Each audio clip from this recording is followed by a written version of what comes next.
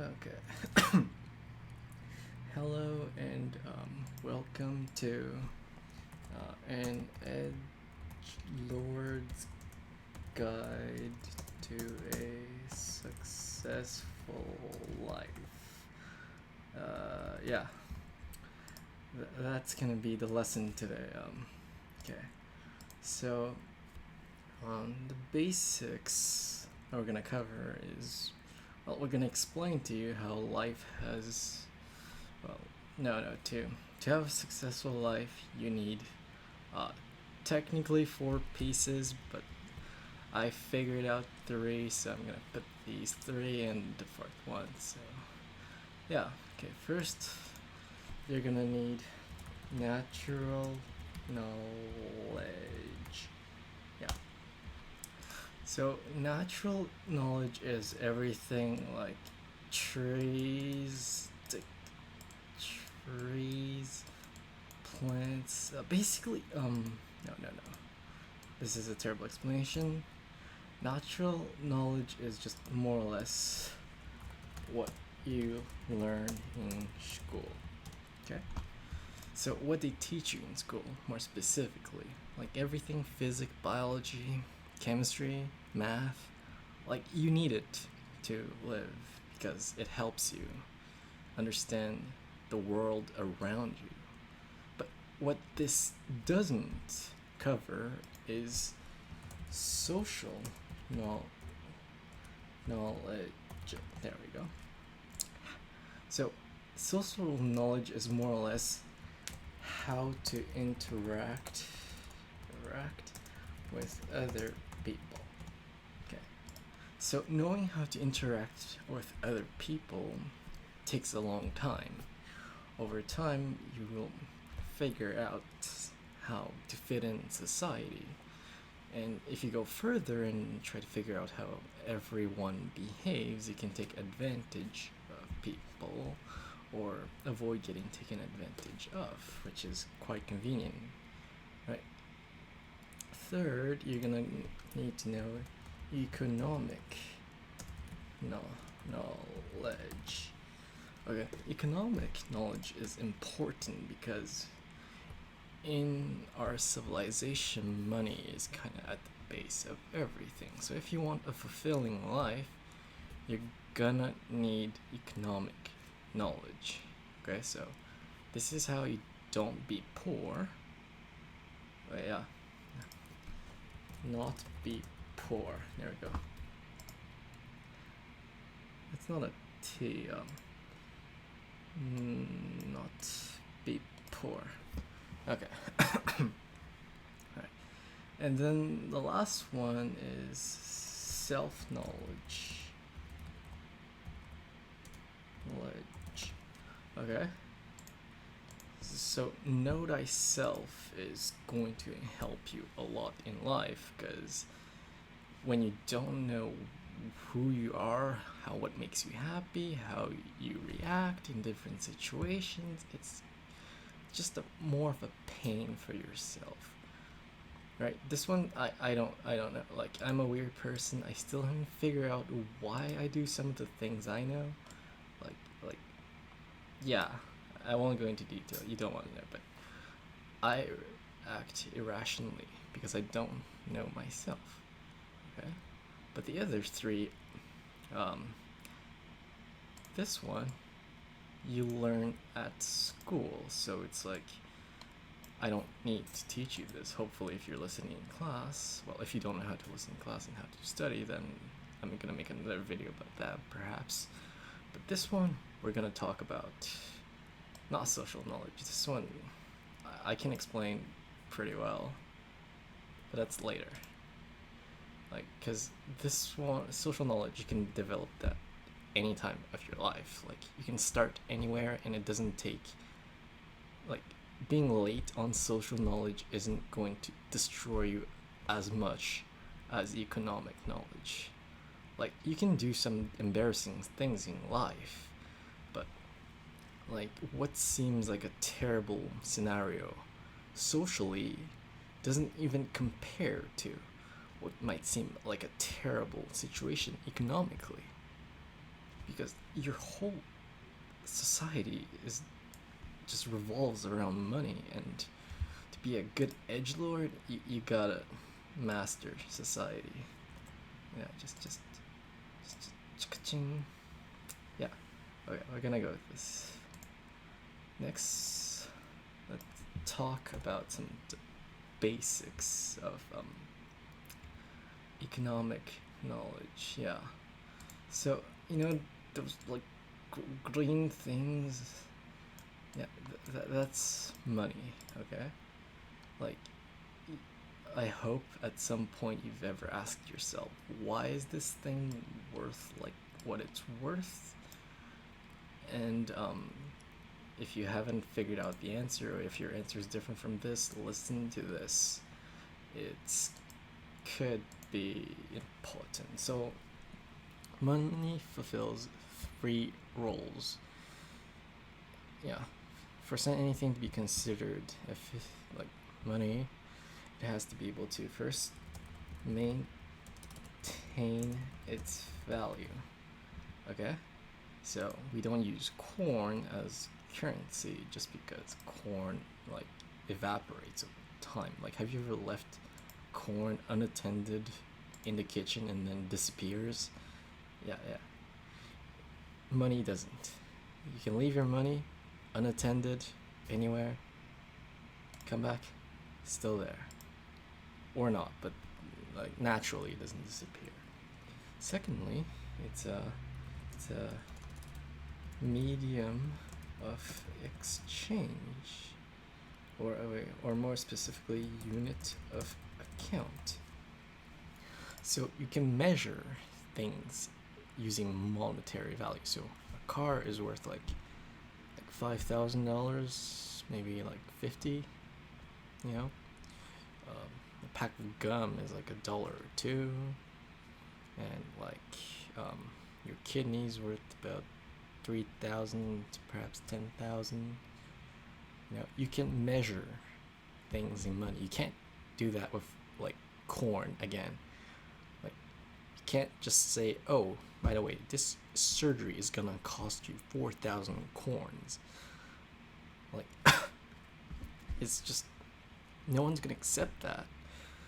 It just sounds like a bad idea, so don't use corn as money. And finally, it's a unit of exchange.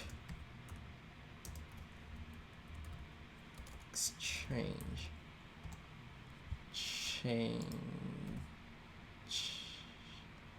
Yeah, that. So it's a good unit of exchange because everyone accepts it, more or less. Like, it's convenient to transport, and it makes trade easier, right? Like, no one's gonna carry around 500 corns, but bringing a check or a few bills, that's a great idea. So yeah, these three makes money. Okay, so now that we have that out of the way, we have to ask the question, is this enough to justify the existence of money? Like, it's convenient, it fulfills the last three things we talked about, but why can't you just make your own dollar? Like, yeah, why can't you make your own dollar, make your own coins, and why aren't people using that? Well,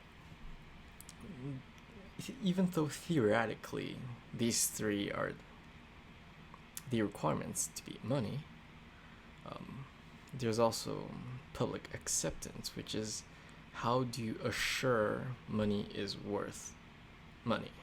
Right? How can you be certain, absolutely certain, that the government won't just shut down tomorrow and be like, oh, all your money's worthless? Well, that's because, well, initially, in the US at least, and most other countries, money is like equal to gold. Let's see if I can paint this. Yeah, money is equal to gold. Let me just write this down. Gold. gold and money. Oh god, maybe a black background would be better.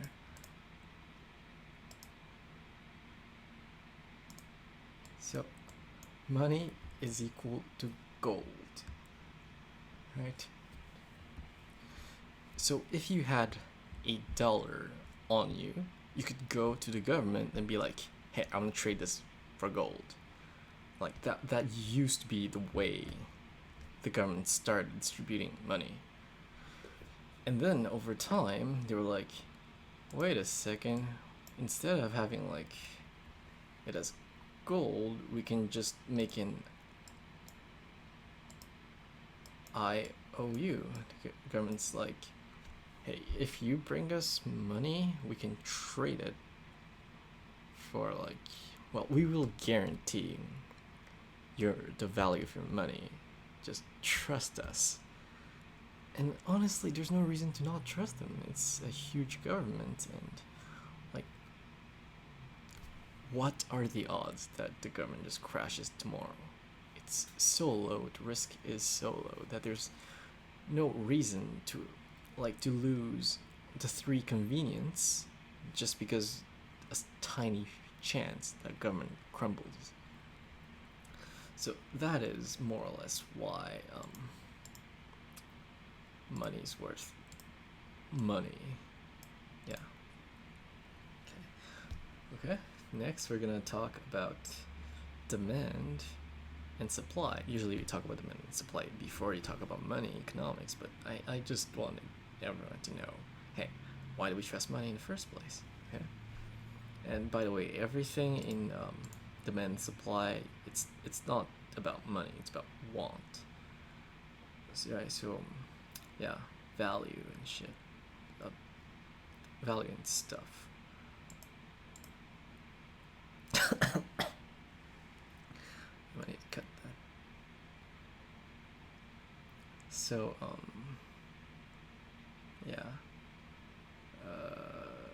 let's see, we're gonna have a demand curve like this.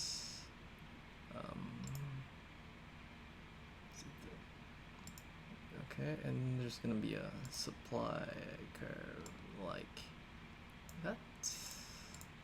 Oh god, yeah, that's good. Good.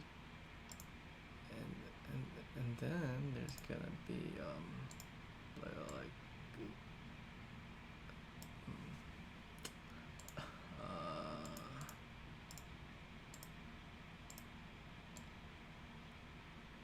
that. Okay. So the blue line is the supply line, and the red line is the demand line. Okay. So the higher you go, the more resource is consumed in the trade. The more resources transferred, per se. So, what this graph is saying is that this dude here,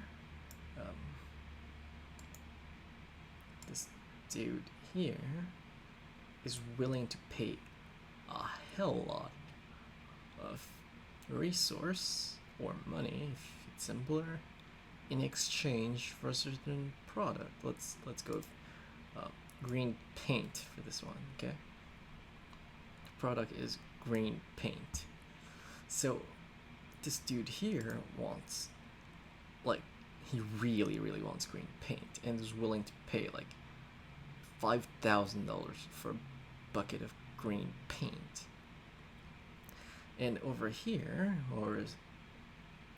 what we're talking about is someone that's can make green paint extremely cheaply. Like, we don't have a lot of these people because it takes very talented people to produce that much green paint at such an amazingly low price. It's very difficult to find these people.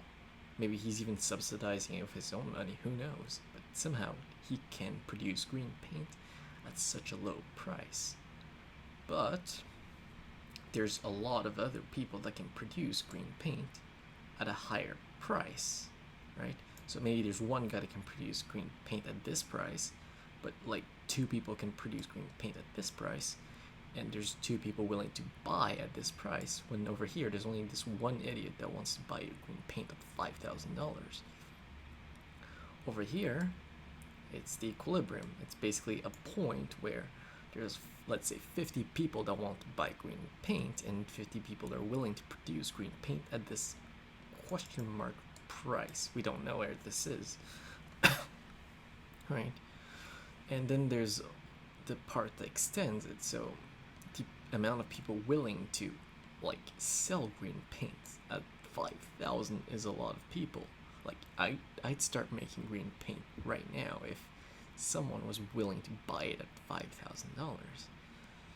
It's just unrealistic that anyone would refuse such a good offer to produce. So many people would produce green paint, right? Like I probably quit my programming job if I had a programming job, but I don't. Okay, great. And over here, it's the opposite. So everyone would love to buy green paint at 5 pennies per bucket. But the issue is no one's willing, very few people are willing to produce green buckets of paint at such a low price.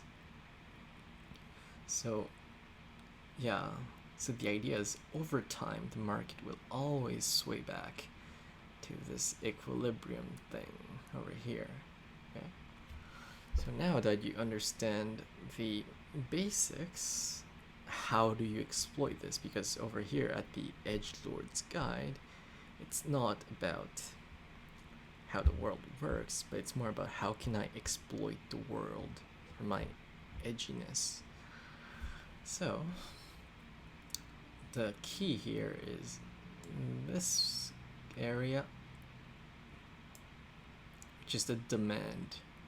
So this guy that wants to buy paint at $5,000 will more likely than not be able to buy at this price, because everyone here is pushing the price down, right? And it's not hitting the bottom because everyone here is pushing the price up. So this dude here bought paint for like $10 when he would have bought it anyway for $5,000. So he's saving a lot of money here, right? It's the same thing with pretty much everyone in water. You'd probably be willing to pay $1,000 for a bottle of water if there weren't any around, because everyone likes water. It's like better than Coke. But there's so many people producing water that like there's no reason for you to pay that much. So when you buy water, you're getting a very good deal because you know you want water, and that's the knowing yourself part. Knowing what you want and maximizing when everyone else wants what you want and pushing the price down. So let's say you're pretty edgy and you like watermelon flavored candy, right? So of course you'd be willing to pay $10 for like a lollipop, but there's a bunch of other edgelords that want to do it the same, and they push the price down, and then you get more like cheaper lollipops. So the idea is the more people that want what you want, the easier it is for you to get what you want. I mean, it's kind of like tyranny of majority, but it's not unethical. It's like super ethical. Yeah, just make people want what you want, and life is good, basically. Okay, and also if you're a supplier, then well, you have to compete with everyone else. You can't. I mean, unless you're trying to make more people sell what you sell, but if you do that, it doesn't actually do much, right? Like, if there's too many people selling and not enough buying, then you're screwed.